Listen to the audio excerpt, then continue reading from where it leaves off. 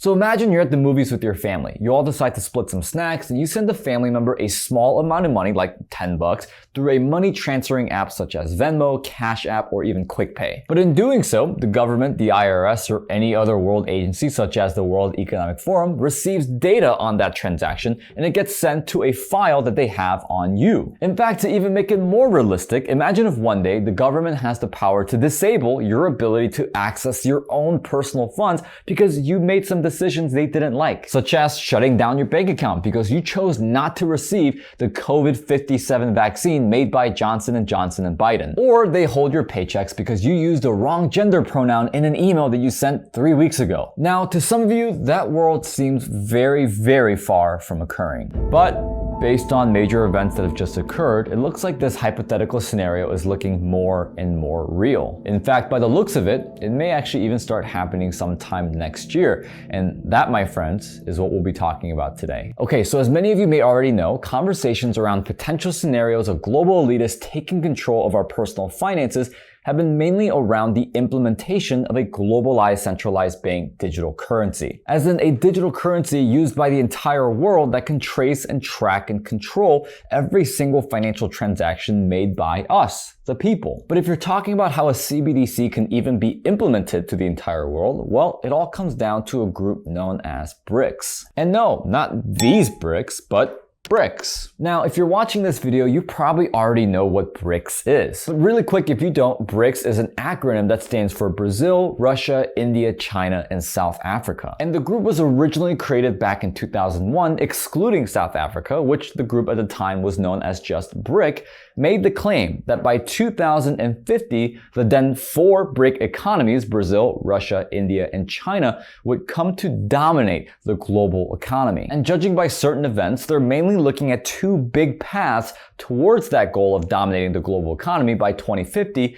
or perhaps by 2030. The 2 paths being number 1, recruiting as many nations as they can that are pretty much not named the United States of America. And number 2, creating and implementing a centralized bank digital currency that will ultimately compete and destroy the US dollar on a globalized scale. Now, chances are you've also seen a lot of our other videos where we talk about the implementation of a potential centralized bank digital currency. In fact, even back in 2020, we predicted in a video that was going over the Great Reset that cryptocurrency was going to be a prime source for the World Economic Forum having financial control over you and I. Because if you look at both groups of BRICS and the World Economic Forum, they're both really aligned in taking down the United States' form of free market capitalism and have it be replaced by what Klaus Schwab calls stakeholder capitalism. Which, by the way, I'm convinced with all the research I've done that stakeholder capitalism is pretty much just another word for socialism and communism. But over the last 6 months, as we've touched on CBDC and how our future could look,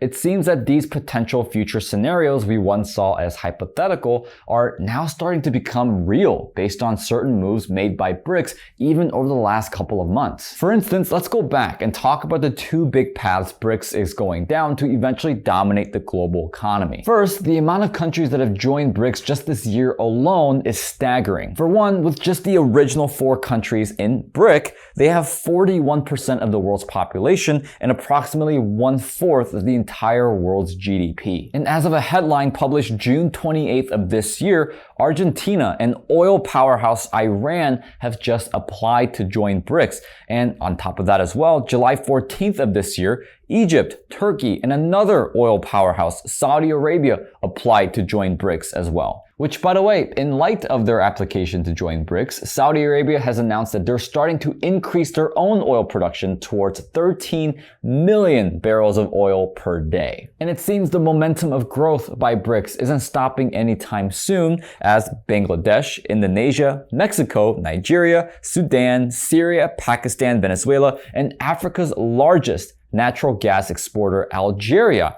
is now starting to move towards joining BRICS as well. Now, at this point, I know what you might be thinking. Will a CBDC created by BRICS potentially overthrow the US dollar as the world's reserve currency? And, well, that depends. But I will say it seems the chances of that happening are increasing every single day. Especially considering that other economic superpowers the US is used to competing with individually are now starting to work together. In fact, a big example that's happening right now is how India and Russia are both creating new trade guidelines that would make them completely independent and free from the US currency. And with China, Brazil, and every other BRICS member country, both current and future, looking to join India and Russia in being completely independent from the US dollar, well, there's a strong possibility that in 18 months, the US currency could be very well replaced by a centralized bank digital currency made by BRICS. But of course, it also doesn't help the fact that almost every single economic policy created by the Biden administration has significantly hurt the US dollar. In fact, check out this portion of this piece written by Gordon Chang. Meanwhile, Biden looks as if he's trying to kill the dollar. In Beijing and Moscow, they cannot believe their good fortune.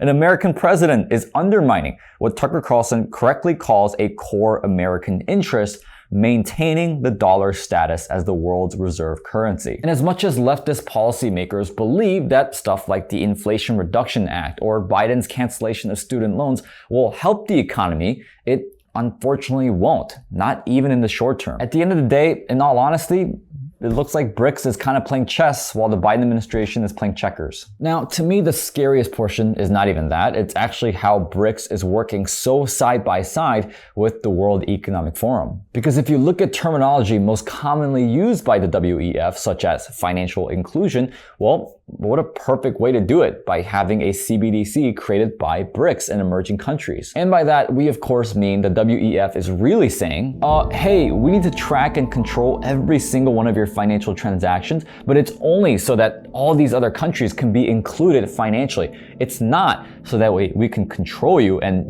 have you mindlessly obey our every command. And on top of all of this, the policies and infrastructures that will most likely start being passed, such as the Silk Road Initiative or even the Fourth Industrial Revolution, benefit both the World Economic Forum and BRICS greatly. So of course, what will it look like then if BRICS were to be successful and the BRICS currency would replace the US dollar? Well, just my initial response, things would be significantly more expensive for us on top of our economy most likely experiencing the most enormous collapse we've ever seen, considering that so much of our internal financial infrastructure relies heavily on the fact that we are the world's global reserve currency. It wouldn't be a good thing. In fact, it'd be horrible, at least for us living in the US. Now, obviously, a lot of what we talked about with this new centralized banking digital currency is being spearheaded by countries outside of the US, i.e. BRICS.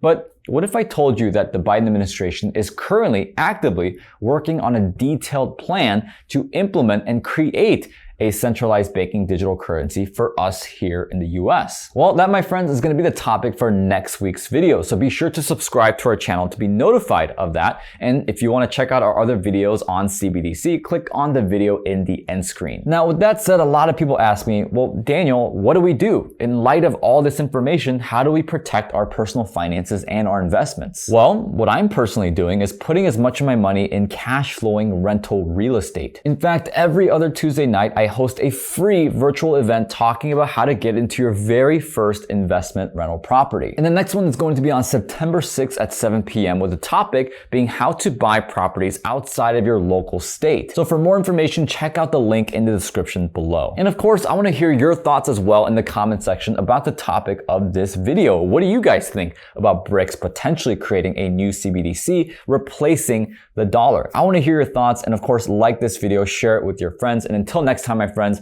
I'll see you guys in the next one.